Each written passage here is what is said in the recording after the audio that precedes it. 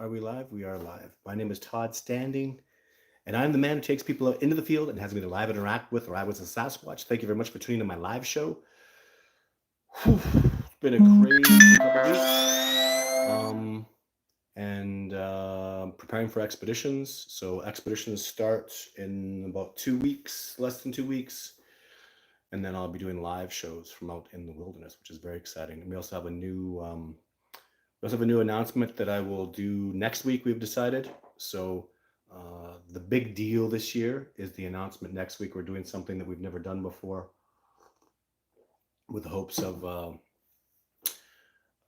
taking this discovery to the next level.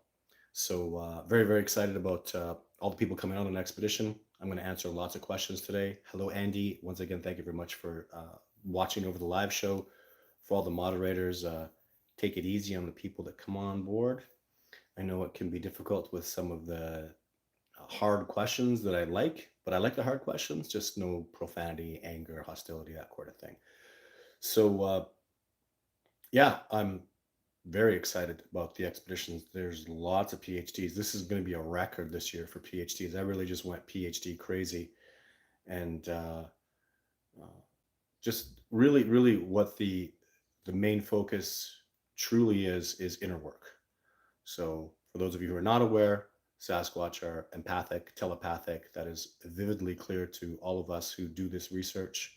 That's the only way, even if you're a skeptic, it's just the only way they could have evaded us all this time. If you believe Sasquatch are real and they're actually out there in the wilderness, which they are, the evidence, physical, DNA, eyewitness accounting, it's all beyond a reasonable doubt. It's literally preposterous to think that this species doesn't exist at this point. Hundreds of thousands of people have eyewitnessed it. The evidence that, like even with Jeff Meldrum with the track evidence, if you saw my video from a couple weeks ago, it's absolutely just beyond any reasonable doubt. So, for those of us who are on the fence of the no, the question for us obviously is how could they have evaded us? Greatest trackers in the world have gone looking for them. I'm amongst those men, and we just get owned. And the answer is they are telepathic. They can feel us coming. They understand their intent. It's very significant, and knowing that extrasensory perception is real is as real as Sasquatch is real. You combine those two things, and you come up with the answer, which is pretty simple. So, and it's the inner work that will allow you to discover Sasquatch. It's literally what it is. So, I've noticed significantly the people that are really clean, good-hearted, loving of nature, connected to to the earth, to nature itself, uh, generate a lot more success with Sasquatch. And if you're not out there trying to verse them and verse nature, then you're likely to have success. If you verse nature, if you're out there to harm them, if you're out there with ill intent, if you're out there to monetize your life, to make money, to become famous, all these things that are really lack a true purpose of integrity, then you will fail. And we've seen that throughout history. Just, and I'm talking literally like, in the last, what is it, since I'd say, let's say that the Patterson footage, when that really came out, or I guess even before that, when the Bigfoot track was first discovered and the species was referred to as Bigfoot, pop culture really picked it up. So I'd say since at least the 1950s, and then 1967 is a banner year. It's over 50 years ago. Men have lived, decades of their lives and passed away, like John Bitternagel, who have not succeeded. And what I am theorizing they were missing, and I have substantiated this theory, is that it's extrasensory perception. It is, you need to be able to, as soon as you can communicate with them telepathically, you can discover them. It's as simple as that. And I'm really saying this because I've seen the evidence. Remote viewing is real. Remote speaking is real. I've seen that happen with expeditioners. I believe there's a lot more going on here with Sasquatch's involvement. I literally believe they are tremendously significant, if not entirely responsible, for the expeditioners that are chosen. I literally talk to my expeditioners. I go, wow, I just had this feeling to wake up one day and I just wanted to put it on YouTube, and boom, there was a video, or boom, I saw you on Netflix with your movie, or just they had this inspiration to go dig and look, and then they send me an email and I get, thousands of emails, and boom, I have an inspiration, boom, I go into it and I hear it, and then, it comes together. I only take out total within a year, 40 people. So on expedition here at my research site in Radium, about 30, and then I'll do a couple odds and end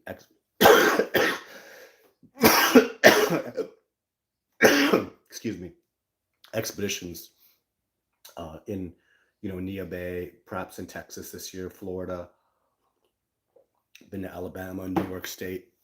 So I don't really go out with a lot of people. And of those, let's say as many as 40 people I take out, how many are repeats?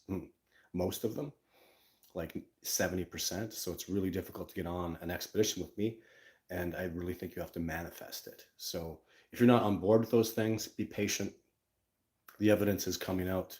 The quantum physics, the quantum physicists are substantiating these truths. You cannot exist in a reality that you don't co-create at the very least.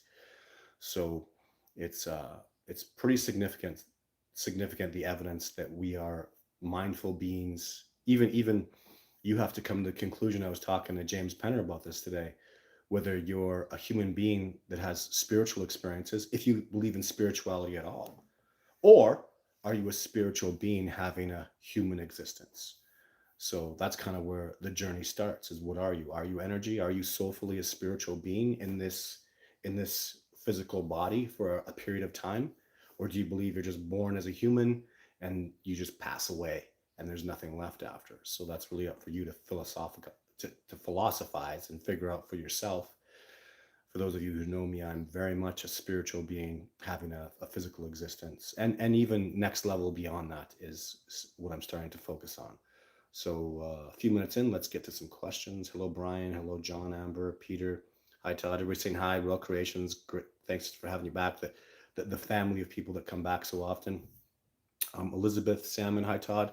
I'm so excited for you. It's really, it's been, I haven't, I go through this period of acclimating or reacclimating to the wilderness. So I'm doing just a little recon this weekend to get out to the wilderness and start acclimating again, start grounding, start getting my senses up, because I've been away for the winter.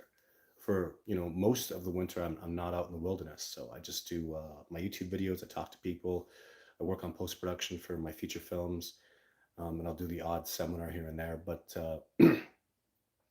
from June, July, some of August, I take a couple weeks off in August. I'm not going to lie, so I can spend some time with my children. And then September, October, those months are just expedition after expedition. 1 week in, 1 week out, 1 week in, 1 week out. So I'm absolutely devoted to this discovery process, and yeah, and also have some potentially famous people coming out this year. So, but with famous people, you have to wait and see, because they have it's literally 90% of the time they just cancel last minute. So we'll just take it step by step with them. What's up, Todd? What are some characteristics of the people who have good success with Sasquatch? I just talked about that.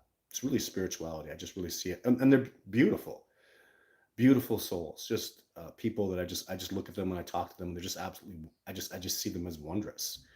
I'll have a discussion with them, and there's just a transparency to them, an honesty to them, integrity, an authenticity to them. Something that I've really learned. The most powerful thing you could do is be authentic. And I find that people that have success with Sasquatch reek of those qualities, for lack of a better term. They're just abundant with those beautiful characteristics, and I see it every time. I've never seen some jerk who hated nature that had success with Sasquatch, right? Like, I'm not trying to be disrespectful to anybody, but Renee DeHinden wanted to shoot one for $1 million, right? And he had no success. He never saw Sasquatch. So, but then you could talk about John Bitternagel, who was having good success. He was changing. His paradigm was shifting at the end of his days. And he had tremendous success with me. But the other thing too is Sasquatch will only give you what you're ready for. They know. I mean, it's so obvious to me now. It's so obvious, because an encounter is seeing one or being around one in real life is very, very powerful. It's nothing to be taken lightly for most people. And I mean, I've seen some good people, some amazing people come out, and the Sasquatch come around, but they don't show themselves too much. And then I talk to people about it. And they go, that's as much as I wanted. That's as much as I can handle. So even beautiful, amazing people, they have their paradigms and they have to overcome it. So you really gotta love nature and be curious, right? That helps you attach to your authenticity, is when you're learning, and if you truly love nature, there's just so much to appreciate and adore and learn about, right? Study it, focus on it, feel into it. You know, we're learning so much about plants specifically, and also animals. They're much deeper beings than we ever thought. They aren't just stupid creatures, right? They're brilliant. They're soulful, intellectual. They have so much going on, and we're seeing that with the trees and the mushrooms, and all this evidence is coming out that doesn't even surprise me. So it's yeah, it's a wonderful thing to be when you connect to the wilderness, and you connect to nature and your authenticity. You realize who you really are, and you start to oscillate on that frequency, for lack of a better term. Your life just becomes so much more magical and miraculous. You realize there's so many beautiful truths out there, especially for feminine. Feminine is a very nurturing, beautiful. As a masculine, I feel like I'm constantly, you know, for lack of a better term, again, kind of at war. Like there's always challenges, there's always struggles for me. And as a masculine, I thrive on that. It's the pressure makes diamonds. And I'm at the point now where I just like a challenge after a challenge. It's very rare that something will get me overly upset and bother me because life is just coming along brilliantly, and I'm super happy about it. So Duty says, "Hey Todd, did you see the National Geographic video of an orangutan using leaves as medicine? No way. Isn't that amazing? No, I did not see that.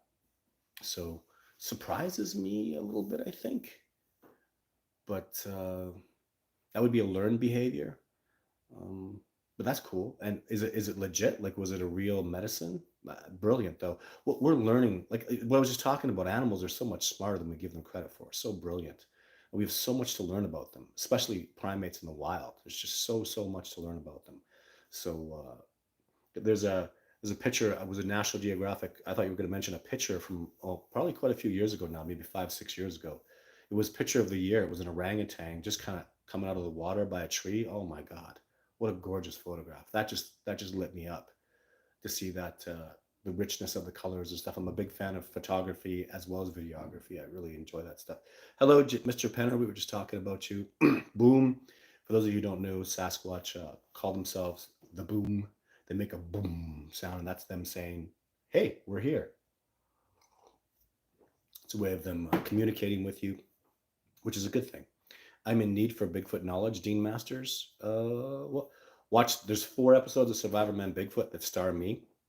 I highly recommend them. 2 years in Nordegg, 2 years in Radium, and then my movie Discovering Bigfoot is pretty good. And we teach a lot. I love to teach as much as I can. I'm pretty transparent here on this live show. Any new pictures or videos of Bigfoot from you that absolutely clear from you again? No, there's new stuff that's supposed to come out in my documentary, but distribution companies are very difficult. I'm having trouble again. So, but like I say before, everything will work out for the best. I just taking things step by step. Hello, Logan.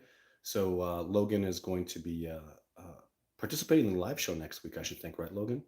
Because he's going to be part of the announcement that we're going to talk about. It's a pretty big deal. Logan's been working hard on it. Last year, I was really excited about the drone. As you know, things didn't turn out anywhere near what I was hoping with the drone, so it was a pretty big disappointment. So, Todd, when was the last time you saw Jane? I don't really keep track. I don't keep records like that. I had some. I don't know if I physically saw her last year. It's been at least a couple years since I've physically seen her, maybe 3 years. So she looks different. She's been around, and I feel her, and I think I feel her. I'm not sure that it's her. I'm very convinced I feel her. So hello, Paul. Everybody saying hi. We just got like a whole cool family thing going on here. Hello, Todd. Hello, Eric. Iconic handset. Hit the like. Yes, if you're enjoying it, hit the like. Hello, everybody saying hello, hello, hello, hello. Feel free to subscribe to my channel. Thank you, Andy. We have 450 videos. Can you imagine that? Oh my God, I've put so much work into this channel, and I love it. So it's so great. I wonder how a Sasquatch would react to me. Also, how I would react. This is from Brian Love. You know, there's an expression.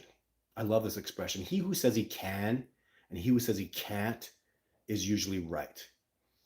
And when you go out and when you deal with beings like Sasquatch, they're so brilliant, they're so amazing. What you do is going to reflect who you are, and what you expect is going to reflect. We were just talking about you can't exist in a reality you don't co-create. And that's the most truth when you're going to deal with Sasquatch. So how you think he would react, Brian, um, we'll give you some, just think about it, like manifest it, right? Focus on it. So it's important that you understand, and I guess as much as you prepare yourself for it, it can be so much more. But do the best you can to prepare. It's all you can do. Imagine it. I mean, they're enormous. They're absolutely gigantic. They're just so much bigger. Like I'm 6'3", and a Sasquatch, a big Sasquatch is like 9'3". So let's say, just ballparking it, right? About 3 feet taller than me. Well, you think that's not very much. That's only 33% bigger. But they're 900 plus pounds, probably 1,000 pounds. But let's be conservative here, right? So me at 6'3" weighs in at around 220, 230 on a good day. So, and lean, right? So, but I'm well under 300 pounds.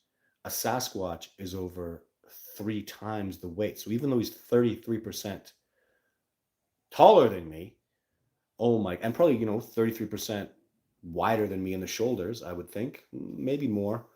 Let's not get into too much of that, but the fact is, like when you're talking about sheer body mass, they're literally well over 3 times my size. Like that's what will really blow you away, is their massiveness.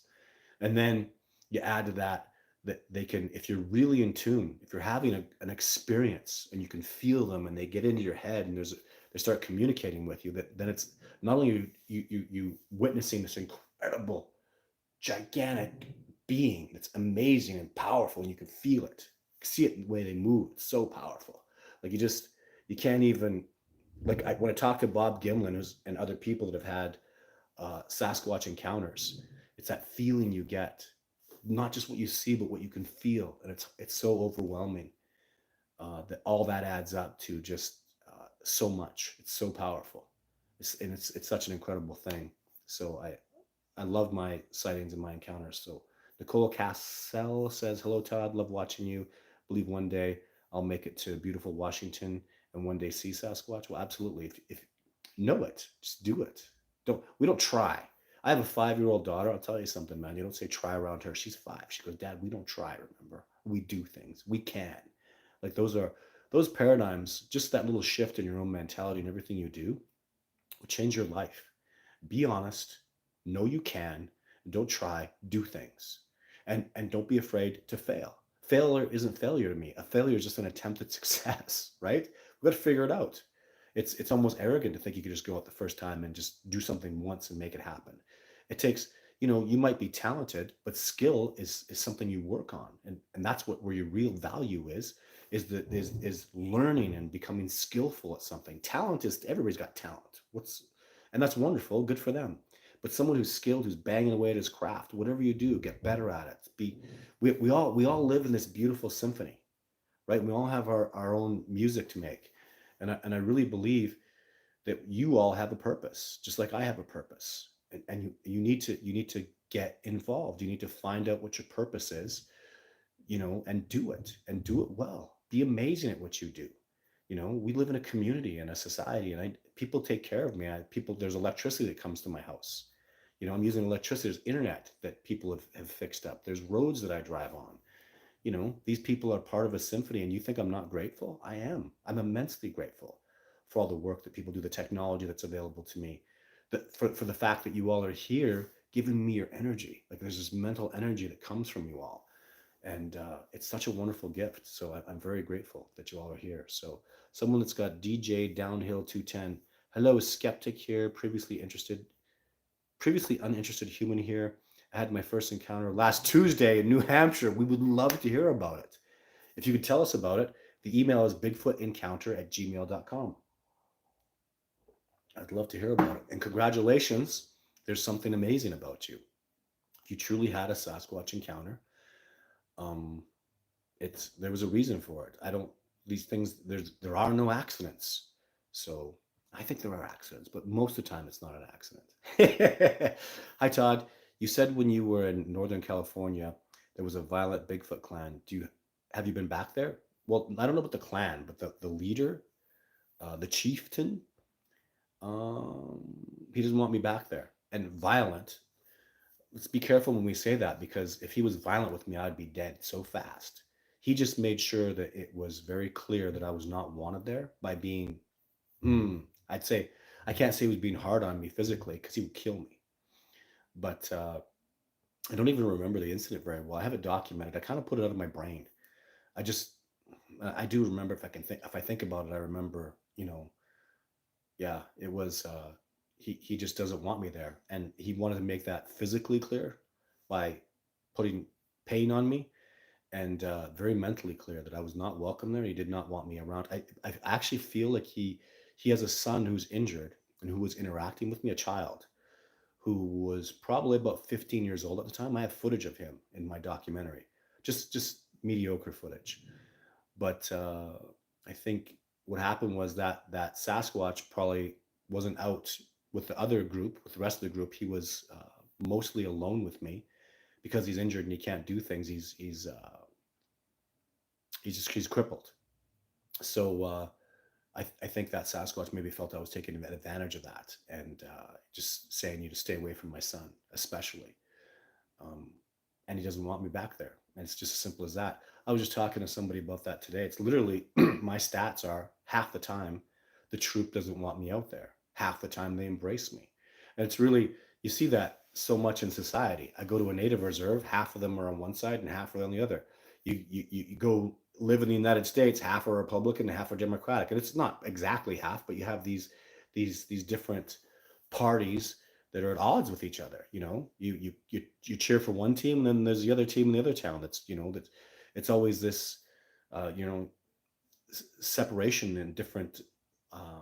With me specifically, though, it's they want me to be there and make this discovery and move forward, and then they don't want it, and it's like 50-50 is really the odds. And as soon as they tell me they don't want me there, I just leave. So as soon as I figure that out, which sometimes takes a bit of time, I go away and I don't come back. So, oh, somebody asked a question. That's the $1 million question, Brian Love. What did Brian Love ask? Did I get that one? Hopefully I did. Joseph Worth says, "Hi Todd. You said, oh no, we just did that one. He's not real. Just call it camping. I don't know what that means. Who's not real? Sasquatch? They're definitely real. How long ago was it that you saw Jake or Jane? Oh, Jake's been, gosh, ooh, so many years. Jane, not very long ago though. I didn't even know there were sightings in the Northeast. So the Northeast, oh, absolutely. Like Maine. Yeah, I was in the Adirondack Mountains. There's definitely Sasquatch there. We had incredible interactions. Hello, Paul. Question, Todd. have you witnessed have you witnessed a Sasquatch self-medicating? Scientists recently observed. That's so amazing. So Paul, uh, Paul is coming up on an expedition with me this year. Well, with Sasquatch, they are highly medicinal, and I know this because I had an injury on my quad. I'm actually wearing shorts today.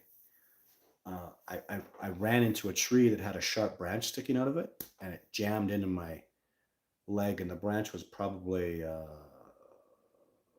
inch and a half. That stabbed, hit me in the bone, started bleeding really badly, and I was running away from the Sasquatch. This is a long time ago, guys. This is so long, like maybe 2009 or something. Such a long time ago. But anyways, long story short, I fell down in a bad spot and was probably going to die. I think the odds of me dying are almost for sure. Especially where I fell. I fell and slipped. There was ice that hadn't melted yet, and there, which is in winter, and I fell in the creek. So I would have been hypothermic at that time. I was not ice trained. I was bleeding to death, starving, and I would even say that if it wasn't sunny that next day, I don't know if I would have survived. I literally woke up. A Sasquatch dragged me and put me up in the sunlight. Probably guarded me and protected me. I mean, I'm full of blood, stinking of blood everywhere, blood trail. My boot was overflowing with blood.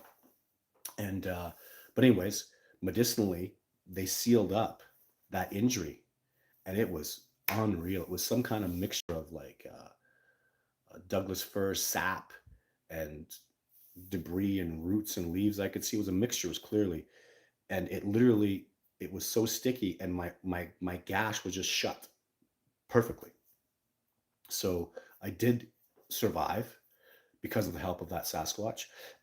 How fixing that wound might have saved my life. Because I don't know how that would. It's a huge, like, it would have been. It would have needed stitches for sure. So, anyways, I hiked out. It stayed on there when I hiked out of there, which is a lot. I had to hike far, man. It was like a day and a half of hiking, and then I went home, slept for 2 days because I was exhausted. And that expedition, I sleep 2 hours a night back in those days on solo expeditions with no sleeping bag, just out there with my camera, just trying to get evidence and learn about Sasquatch. So, anyways, it was about a day and a half. So let's say 2 days home to, so it was day 5 of the injury that I went and saw the doctor. And the doctor looked at it, it's 5 days. And he goes, "Who did that?" And I didn't know what to tell him. I was like, it's kind of like I think, I don't even remember what I told him actually. But he looked at it, he said, "Well, it looks healthy and clean. It's clearly not infected. And if I pull that off, it's going to bleed out and then stitches." He goes, "It looks really good." So it's just good. I think we agreed it was like native medicine. I told him it was a native shaman or something. He said, "Just watch it every day. If it falls off, come back. It's going to need to be stitched." But literally, it eroded away slowly. Was probably gone like 10 days in. And man, I have never had that. Should have, like, every stitches I've ever had. They don't, there's always marks. You could see them. There's stitches on my hands from different stuff, stitches on my arms. But this gash, I mean, I can see it. Oh my God, it looks just like nothing. Like, it's so extremely well healed. It was so sanitarily taken care of. Um, and they did that. The Sasquatch did that, 100%. So, you know, do they have knowledge of medicines? Absolutely. Absolutely. They're such brilliant beings, and I've seen them do so many things. So, and I've had, especially other people come out and trade medicines and stuff with them, trade mushrooms with them. So, yeah, I'm they're the highest level of shamanism. So, absolutely brilliant beings. So, they are far. They'll go way over what an orangutan will do, I'm sure. So, Willie Doit, Betty don't. Hey, also, are there any other wildlife animals that are empathic out there? Well, if you watch the oh gosh, I don't remember the lady's name, but it was a video on my YouTube channel. Now it's kind of buried, where a woman was talking to a panther. The video is called oh, they called him Diablo, and then they turned it. She found out the panther wanted to be called Spirit, but she was literally mind speaking with a panther, and this lady can mind speak with all kinds of animals. So I don't remember her name off the top of my head, but that was what she did. That for that little documentary short was undeniable proof that animals can speak. All kinds of animals. The lions are speaking. The panthers are speaking, and what she did was nothing short of absolutely astonishing, miraculous, life changing for me to see that. And I've seen. I met one lady in my life who was able to do that. So she had Down syndrome, but she would mind speak with Sasquatch and animals really well. And I've met lots of other people that have had good success and do well with it. But we need to we need to get next level. Like, we have a responsibility as human beings to evolve to another level of telepathy. And my dog can do it. I've mind spoke with my dog. So literally on multiple occasions, there's been times where I just think something to her and she goes and does it. People are like, "What the hell?" So yeah, that's the way it is. Thank you, Andy, for bringing that up. I am a full-time Sasquatch researcher. If you want to make a donation, those are the absolute links. You can go to my website or you can go to Patreon. Both of them work out excellent. If you make a donation here on YouTube, YouTube is very grateful for that, because that's where the almost all the money will go to YouTube or the American government. So I think you move on the next level, or I think you move on the next level of whatever this is. LOL. Well, that sounds like a compliment. So thank you, Sled. Can you say hi, Charlene? Hi, Charlene. uh, Anthony Faithful says, I came within 100 feet of one of them on a couple occasions, once by accident, the other time. I was curious as to, I heard something moving in the woods in South Dakota and there were no bears. Well, you know what you know, Anthony. You came within 100 feet of them a couple occasions. I mean, that's awesome. I'd love to hear about it. Bigfootencounter@gmail.com. And congratulations. Desert like location in SD. I don't know what that means. Have you heard of any Bigfoot in Utah? Yes. Uh, Gosh, Nathan Rio. I don't know. I don't think that's his. Is that his real name? Anyway, there was a gentleman who I did a lot of he analyzed a lot of my footage and made some stuff public that I'm very grateful for. I believe his name's Nathan Rio. Sorry, my brain's just not working today. I'm not getting much sleep right now, but yeah, he was Utah Bigfoot, and he saw a Sasquatch. It looked exactly like Jake. So, and he talks so much. I just hear ring of truth, ring of truth, ring of truth. He gets a little woo, but I just respect that. I mean, this is a discovery process. If you're not trying new things, then you're just going to get that. That's literally if you keep trying the same things over and over, that's the definition of insanity. You have to try new things, and I have so much more respect for human beings that are out there doing things that I don't even agree with.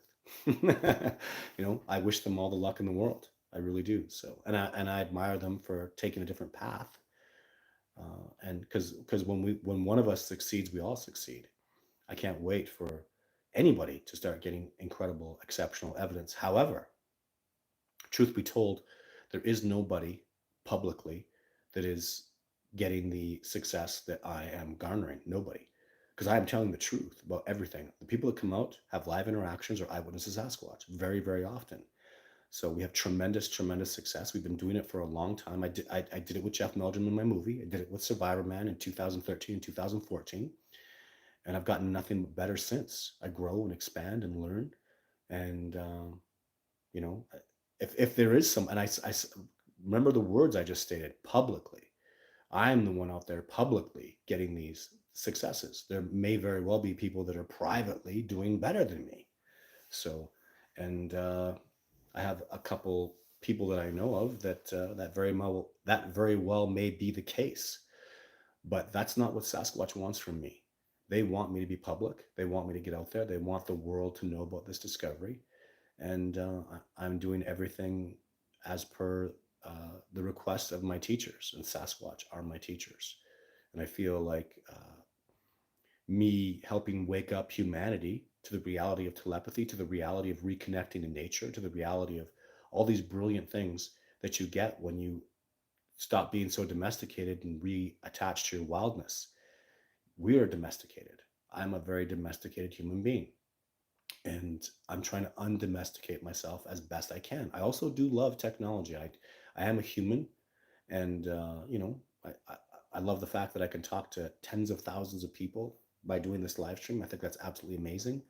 And I like that I sleep in a nice, comfortable bed at night. I like to be warm in the winter.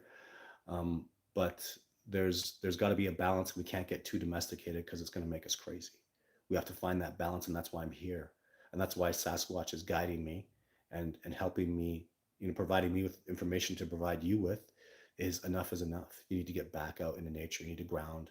You need to find your path, because overly domesticating yourself is a zombie. You're just turning into a zombie if you do that, and that's not healthy for anybody. So it's too much too fast. We got to slow down, start reconnecting with nature, becoming organic and fluid, being honest. Like money has created so much, especially in the medical world. I saw a thing with Jim Carrey today saying you can't trust doctors, you can't trust medical anymore. And then I was like, who was that? It was that famous CNN guy that had a show. I can't remember his name. Anyways, um, he's like, well, how dare you say that? I trust my doctor. And how could you trust a doctor who's literally his medical institution is funded by pharmaceutical companies? There and if you're funded and run by a pharmaceutical company that wants to make money, that's their job. Like, it's not in their best interest to have healthy people. And if you think that's not a reality, you're delusional. Literally, if a board of directors sat down and said, whoa, whoa, whoa, whoa, whoa, We can be authentic and have people eat vitamins and be healthy, or we could trump up a disease and create this vaccination where we make billions of dollars, and maybe it'll kill some children, maybe it'll destroy people's lives, but we'll make money, you know? And what's scary is if you think a board of directors wouldn't vote in favor, and if they didn't vote in favor, they'd get rid of the people that didn't, and then they'd fill it in with somebody who was just money hungry, you know? And that's absolutely going to be the case a lot. And we got to get away from that. We've got to see those people for what they are. We've got to get them out of society. You know, there's too many. Whoa, whoa, what's going on here with my phone? Something weird just happened. That's not good. I can hardly see the screen anymore. Anyways, it's a problem, and we're responsible. We're creating this reality. We've got to get rid of these people. So, and I do that step by step. Just give me a second, guys. There's a problem here with my phone. Just give me 1 second. Oh, and I'm back. Back on track. Sorry, I had the automation was damn